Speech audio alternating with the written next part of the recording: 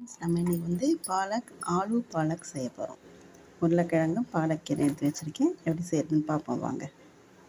எண்ணெய் காயுது. ஒரு பிரிஞ்சி இலை, 2 கிராம்பு, ஒரு பட்டை, கொஞ்சம் சோம்பு, கொஞ்சம் சீரகம்.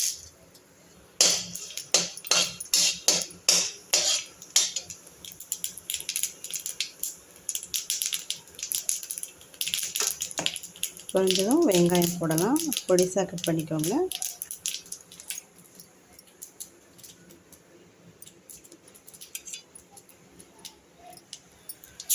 இதோடையே ஒரு பச்சை மிளகாய், கருவேப்பிலை போட்டு வதக்கலாம்.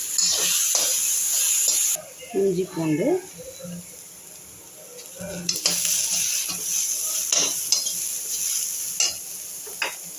இப்போ தக்காளி போட்டுடலாம்.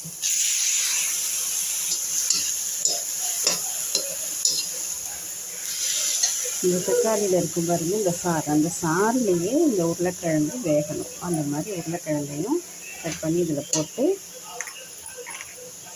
வேக வைப்போம்.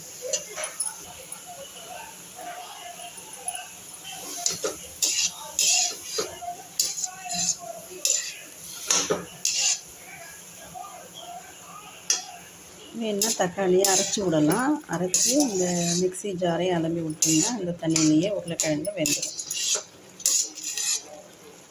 இப்போ நம்ம மசாலாலாம் போடலாம்.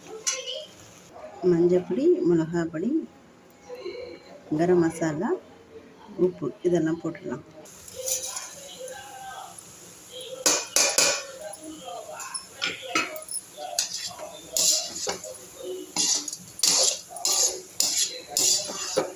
மசாலாலாம் போட்டுட்டு அப்படியே கீரையும் அலசி போட்டுடுங்க.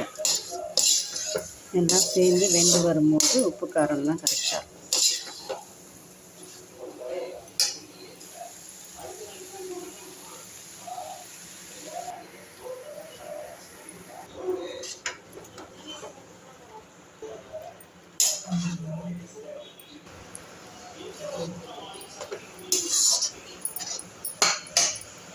இந்த ஸ்டேஜில் கொஞ்சோண்டு தேங்காய், ஒரு ஸ்பூன் சோம்பு, 4 முந்திரி பருப்பு அரைச்சி அதில் விட்டுடணும்.